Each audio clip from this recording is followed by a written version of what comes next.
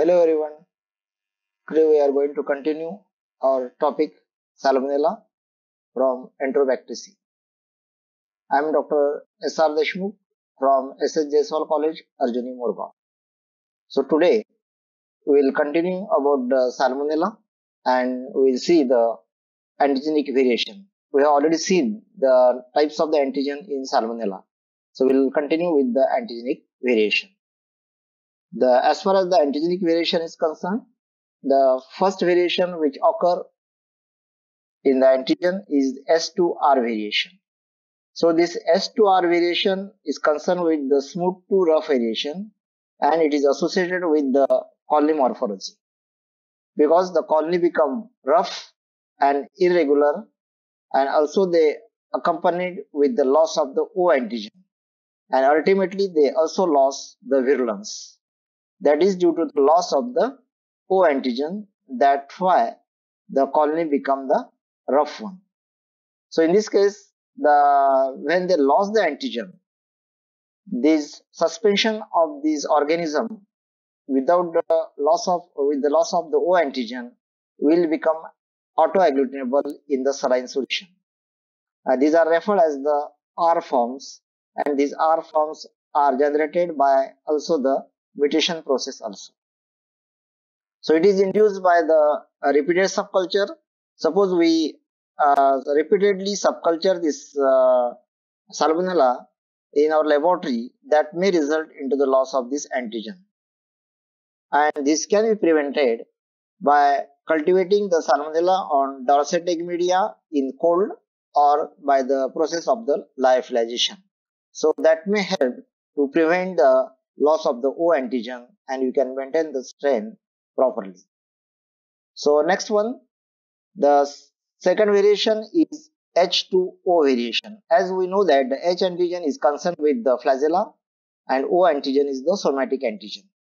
So in this, there is a loss of the flagellar antigen and variation is the reversible.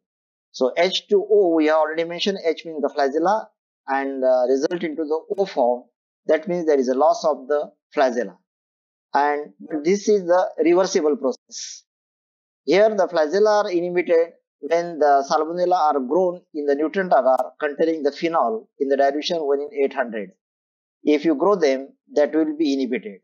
But if this phenol is removed, then they can reappear. So that means this temporary phenotypic change occur and the flagella reappear when grown on the medium without the phenol. So this change occur only when they are grown in presence of the phenol. So it is the temporary change.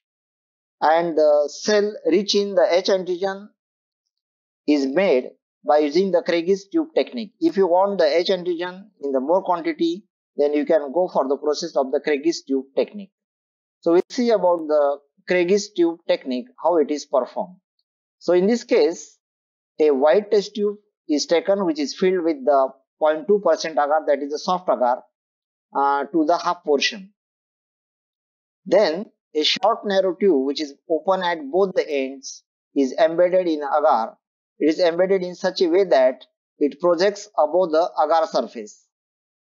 Then the strain which is we want to isolate, which as a rich in the H antigen, is inoculated inside the inner tube.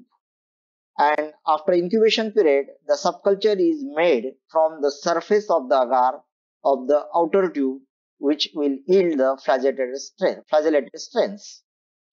So in this way, you can obtain the bacteria which are rich in the flagella. So you can see in the figure, there is a white tube, then the smaller tube which is open at both ends, which is inserted in the agar, which is half filled in the broad tube, and you have to inoculate the organism in the central tube and you have to take the subculture from the outer tube. So such type of the H rich or the flagella rich strain can be isolated by the other way, in addition to the Craig's tube technique, by the method that is also known as the U tube technique. In this case, in one of the arm you have to inoculate the culture and you have to subculture from the other arm of the U tube. That can also be helpful to obtain the strain which are rich in the H antigen. So next one, we'll go to see the third type of the variation, that is the phase variation. Sorry, the phase variation. So the phase 1 antigen are either specific for a species or shared by a few species only and called as the specific phase. And these are designated as A, B, C up to the Z, Z1 and maybe up to the Z14. And phase 2 antigen are widely shared and hence also called as the non-specific or the group specific.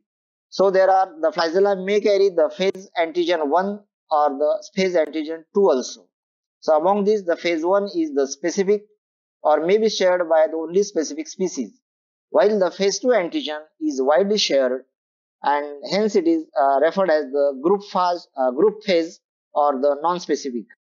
And these are designated as 1, 2, 3, 4 like that one. The strain that possess the both phases are called as the diphasic, while some strain like Salmonella typhi, Salmonella paratyphi A, they possess only the single phase of the antigen, while the other species that is may having the antigen in the diphasic. So next one variation is V2W variation. Here the V we have seen the VI antigen. So the V associated with the VI antigen. We know that the fresh isolates of the S typhi, they carry the VI antigen, which is related to the virulence. And this VI antigen is completely masking the O antigen. That means it is covering the O antigen, that is the somatic antigen. And isolates which are carrying the VI antigen are agglutinable with the VI antiserum only, but not with the O antisera, because the O antigen is already masked by the VI antigen. They cannot be agglutinated with the O antiserum. And these are referred as the V forms because they are agglutinable with the only VI antiserum. And in this case, the subculturing can result in the complete loss of the VI antigen. Repeated subculture can result in the loss of the VI antigen which is covering the O antigen. And these cultures are agglutinable with the O antiserum but not with the VI antiserum. So earlier we have seen that if it is completely covering the VI antigen, that will not agglutinable with the O antiserum. But here, due to the loss of VI antigen, that will result into the agglutination of the strain with the O antiserum. And these are referred as the W forms, or these are also called as the W form.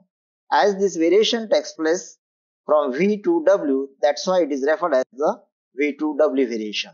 There may be the partial loss of the VI antigen. So, and that can result into the agglutination of the strain with both the type of the antisera, that is VI antisera as well as the O antisera. Because in this case there is a partial loss of the VI antigen and some part of the O antigen may get exposed, and that's why the strain become agglutinable with both VI antiserum as well as the O antiserum, and such strains are referred as the VW forms, or these are also called as the VW forms. So here we have seen the V forms if they possess the VI antigen completely. Second, we have seen about the W forms if they lost the total VI antigen, and some strains which may lose partially the VI antigen, that will be agglutinable with the both antisera, that is VI as well as the O antisera, that are referred as the VW forms. So this was about the V to W variation. Now coming to the next one, that is the variation in the O antigen. The lysogenic conversion may induce such type of the variation in the Salmonella strain. So lysogenization may induce the structural formulae of the O antigen with some bacteriophages, and these changes result in the alteration of the bacterial serotypes. So there is a total change in the serotype of the bacteria due to the variation by the bacteriophage. And for example, you can see here the S anatome, that is the serotype is the 310EH16, is converted into the S Nevington, and that may further converted into the new strain. So this variation is mainly occurring due to the FASH34. So now we'll stop here and we'll continue the next part in our next lecture.